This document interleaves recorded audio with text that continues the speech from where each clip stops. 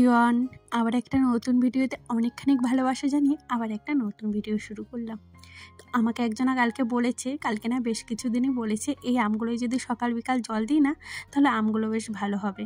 তবে হ্যাঁ, এটা ঝড় হওয়ার আগে ভিডিও, আর এই ঝড়ে না অনেকটা আম পড়ে গেছে, মানে একটা ডাল পুরো ভেঙে পড়ে গেছে। বেশ কিছু আম হয়েছে, তার জন্য ভীষণ মন খারাপ। যাই হোক, সেই ভিডিওটা তোমাদের সাথে পরে শেয়ার করব। আর এটা হলো বাপের বাড়ি আসার পরের দিনে ভিডিও। তোমাদের সাথে প্রতিদিন ভিডিও শেয়ার করতে পারছি না, ভীষণ মন খারাপ। তবে চেষ্টা করছি যে প্রতিদিন একটা করে ভিডিও দেওয়ার, বাট হয়েই উঠছে না, একদিন দুদিন অন্তর অন্তর সেই হচ্ছে। যেহেতু কালকে বাপের বাড়ি থেকে এসছি, কালকে আর ভিডিও অন করিনি। তো বা কোথাও বেড়াতে গেলে তোমাদের সাথে কি এরকম হয়?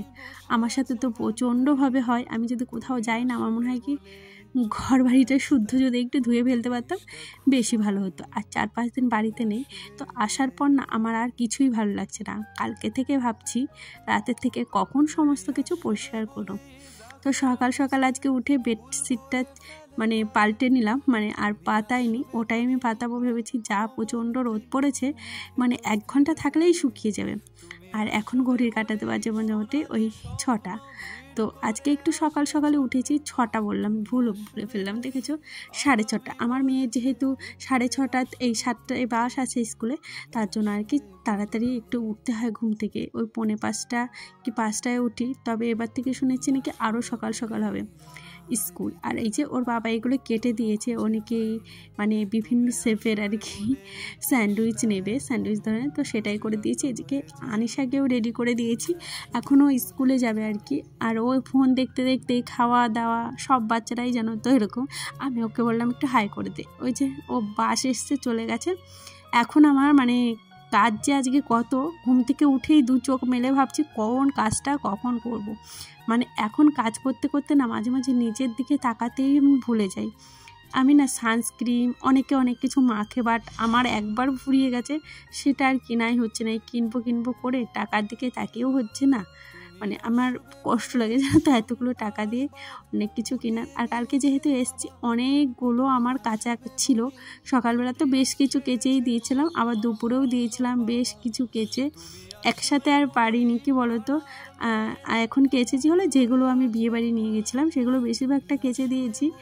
আর হলো বাড়িতে যেগুলো বেড কভার বেডশিট, সেইগুলো না আমার এখনও কাচা হয়নি। সেগুলো ভেবেছি মানে দুপুরের দিকে কেচে দেবো একবার। এগুলো শুকিয়ে গেলে নিয়ে যাব, তারপর আবার দুপুরের দিকে কেচে দেবো। আমার না কোথাও বেড়াতে যেতে তো বেশ ভালো লাগে, কিন্তু তারপরে আসার পর এই যে এই অবস্থার জন্য আর ইচ্ছা করে না। আর দেখেছো প্যারা গাছটায় কি সুন্দর ফুল এসছে, বেশ ভালো লাগে জানো তো। নিজের হাতে কোনো গাছ লাগানোর পর সেই গাছ থেকে যদি কোনো ফল পাই। দেখো কত পাখি এসছে। আর যাওয়ার আগেই ভেবেছিলাম ফ্রিজটা পরিষ্কার করব, এর মধ্যে টুক করে রান্না সেরে ফেলেছি। এখন মোটামুটি ঘড়ির কাঁটা দেবো যে 10:30। আমার মোটামুটি কাজ কমপ্লিট, মানে রান্না বাড়ার দিকে। তারপরে আর ভিডিও অন করিনি, কারণ হলো আমার হাজব্যান্ড যেত আর কি অফিসে। তো তাড়াতাড়ি করে ওকে আগে রান্নাটা করে দিলাম। তারপরে ভাবলাম ফ্রিজটা তো অনেক দিন ধরেই পরিষ্কার করব ভাবছি। তো যাওয়ার আগেই ভেবেছিলাম। আর কোথাও গিয়েছি যেহেতু, সেরকম কোনো সবজি নেই আর সেরকম কোনো জিনিস নেই, তাই ফ্রিজটা অন করার আগে ভাবলাম একেবারে পরিষ্কার করে নিই, তারপরে ফ্রিজের ভিতর সব কিছু ঢুকাবো। আর এখানে সয়া সস পড়েছে, টিস্যু পেপারতে মুছছি, হচ্ছেই না। এটা না খুলে জানতাম না, আজকে ফার্স্ট টাইম দেখলাম খোলে এইটা, তার জন্য আমি একটু খুললাম।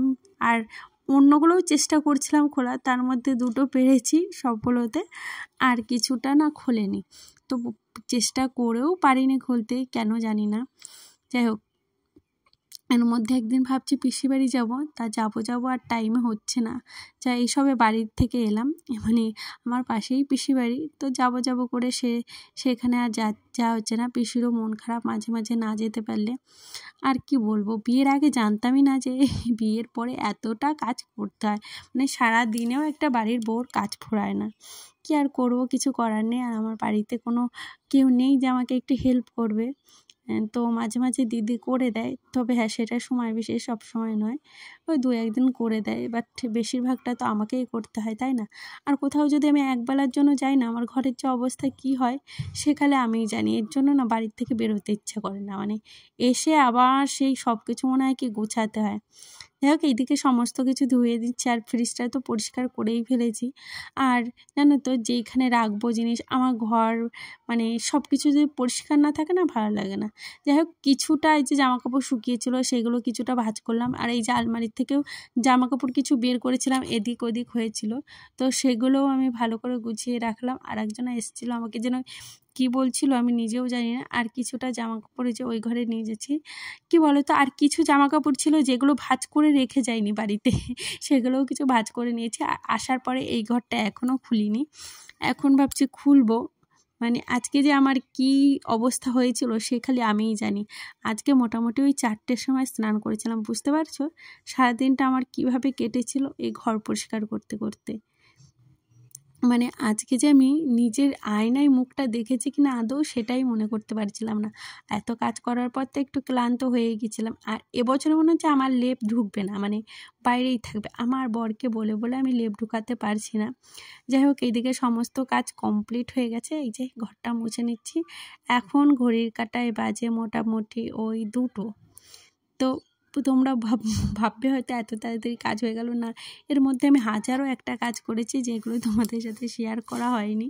যাই হোক আমার ওই তারপরে আরও এক্সট্রা কাজ ছিল, এবারে এরপরেও কাছাকাছি ছিল।